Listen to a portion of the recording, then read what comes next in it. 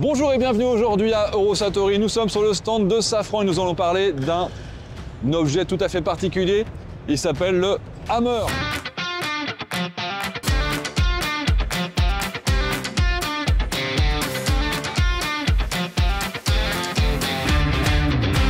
Bonjour Christophe. Bonjour. On travaille chez Safran sur le Hammer. C'est toi le champion du monde? C'est le Hammer le champion du monde. Excellent. Alors, d'abord on va rappeler une particularité. Ce n'est pas un missile, c'est mieux qu'une bombe. C'est un smart weapon. C'est un smart weapon. Qu'est-ce que ça veut dire? Un smart weapon, ça veut dire que c'est un armement intelligent. Ça veut dire qu'on est capable d'intégrer une bombe lisse, facile à produire, pas cher, et on lui met de l'intelligence. Surtout standard. Voilà. Et on lui met de l'intelligence dessus. Alors on part d'un corps de bombe, un corps de bombe standard, lisse effectivement. Et puis on ajoute deux choses très importantes, un kit de guidage qui lui effectivement apporte une certaine forme d'intelligence qu'on va pouvoir décrire tout à l'heure. Et puis on apporte un kit d'augmentation de portée à base de propulseurs à poudre et avec des ailes qui s'ouvrent. Donc c'est une bombe, un armement intelligent dans la mesure où il offre des capacités qu'on dit stand-off, c'est-à-dire tir à distance de sécurité. Alors, dans l'axe, sur le côté, voire même derrière. Et puis, il est intelligent dans la mesure où il est extrêmement précis. Et tout de suite, c'est très important dans les théâtres d'aujourd'hui, puisque cette précision, elle est valable même en environnement dit GNSS denied. Brouillé. Puis quand tu intègres ces différents systèmes, ça veut dire qu'on peut se permettre d'avoir des bombes plus légères, avec moins d'explosifs, qui permettent quand même de taper au but, c'est ça? Alors, nous, Safran, nous apportons le kit de guidage et le kit de documentation de portée. Tu l'as très bien dit, au centre, il y a un corps de bombe qui est standard. Et on peut l'acheter chez plein de fabricants. Et on peut l'acheter chez plein de fabricants dès lors qu'ils respectent les standards. Bien sûr. Alors, les standards sont les standards d'interface pour accrocher les kits, avant et arrière, et puis les standards avec l'avion. Nous avons des accroches standards OTAN ici, et puis des connecteurs qui sont également standards. Standards en termes de pin-out, et puis standard en termes de position du connecteur sur la corde de bombe. Faut dire aussi que la bombe est quand même connectée à l'interface. Il faut amener l'électronique, il faut lui amener quand même un petit peu d'informations. Donc il y a un connecteur qui amène la puissance et puis la liaison avec l'avion jusqu'au chronométre. Ensuite, ce qu'on peut dire, c'est que le Hammer, là tu as une version 250 kg, en fait c'est une famille. Oui. Les kits peuvent se mettre sur des corps de bombe plus gros, tu viens de le dire, jusqu'à 1000 kg, tu as des plus petits aussi.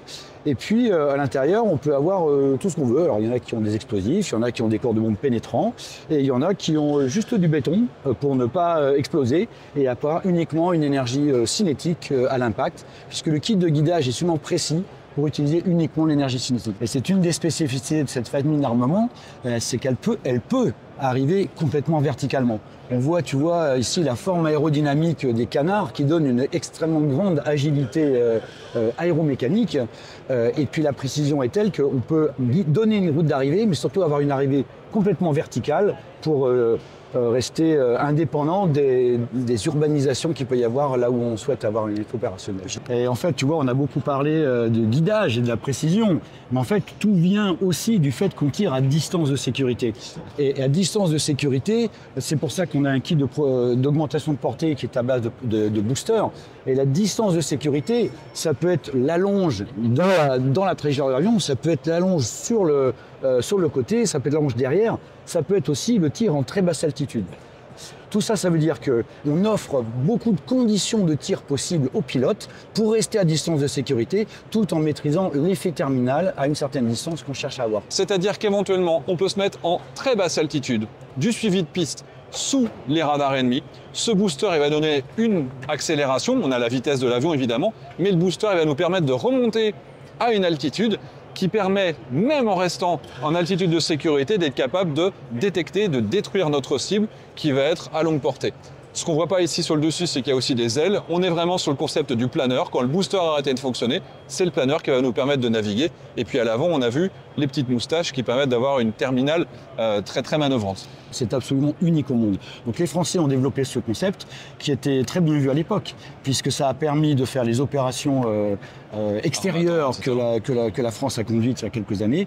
Et puis ça permet maintenant à des forces alliées, on va dire, de tirer parti dans un environnement aérien extrêmement contesté de la capacité de la 2SM pour faire quand même les missions. On va parler de l'Ukraine juste après. Mais d'abord, je voudrais m'intéresser sur la tête. Ici, c'est la version GPS, on va dire. Oui. GNSS d'une manière générale. Exact. Ici, c'est de l'optique. Exact. C'est-à-dire qu'il quoi, il reconnaît une forme. Alors, en fait, tu as deux optiques ici. En fait, ça permet de répondre à plusieurs cas de figure. Quand on connaît extrêmement précisément les coordonnées de la cible, eh bien, il faut y aller avec le guidage de GPS dont tu as parlé tout à l'heure. Je vous assure que quand vous donnez les coordonnées de la cible à la 2SM, il va vraiment vers la cible. Il ne va jamais se tromper. Mais il y a des cas de figure où on ne connaît pas précisément les coordonnées de la cible. Deux cas de figure là encore. Soit on ne les connaît pas très précisément, mais de façon un peu grossière. Et là, on utilise un imageur infrarouge.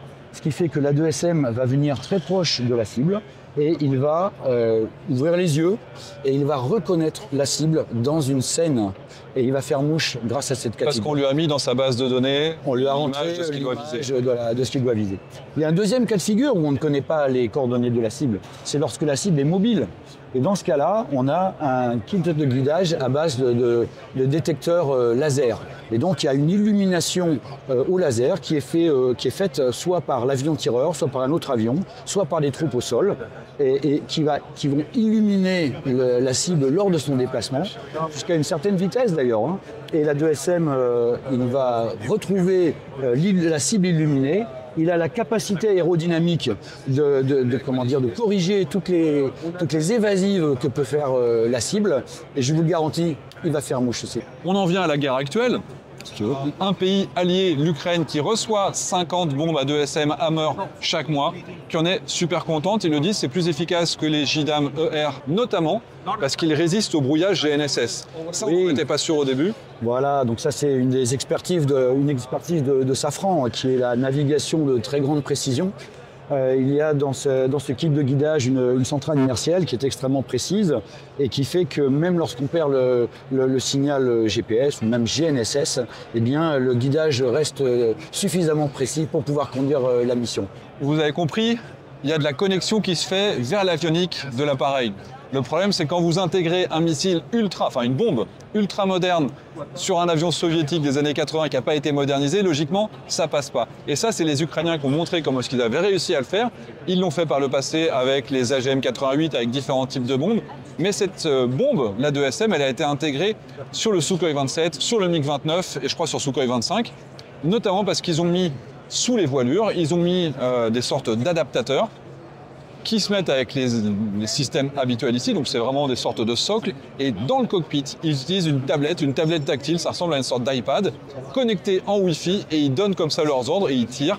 Et malgré le fait qu'on n'ait pas une avionique la plus moderne, ils arrivent quand même à compenser, encore une fois, parce que la grande précision et la grande capacité de la bombe elle-même, alors sa propre configuration, compense la faible précision des systèmes soviétiques qui n'étaient même pas avec une avionique qui était intégrée GPS. Après, il y a l'électronique et le kit de guidage qui sont vraiment à l'état de l'art. Nous, on a les usines pour produire en grande série. Donc, on bénéficie de capacités de production en grande série et donc des coûts de la grande série. Donc, on est beaucoup moins cher qu'un missile. Je vais taire les prix, bien sûr, mais on est aussi, en plus, beaucoup plus efficace. Donc, c'est un rapport, je ne vais pas dire qualité-prix, mais en tout cas, efficacité-prix qui est vraiment sans commune mesure. Eh ben, est-ce qu'on peut dire des pays qui l'utilisent? Parce qu'il y a quand même beaucoup de pays qui sont... C'est l'armement standard du Rafale. Donc oui. déjà, tous les pays qui ont fait confiance au Rafale ont aussi fait confiance au Hammer.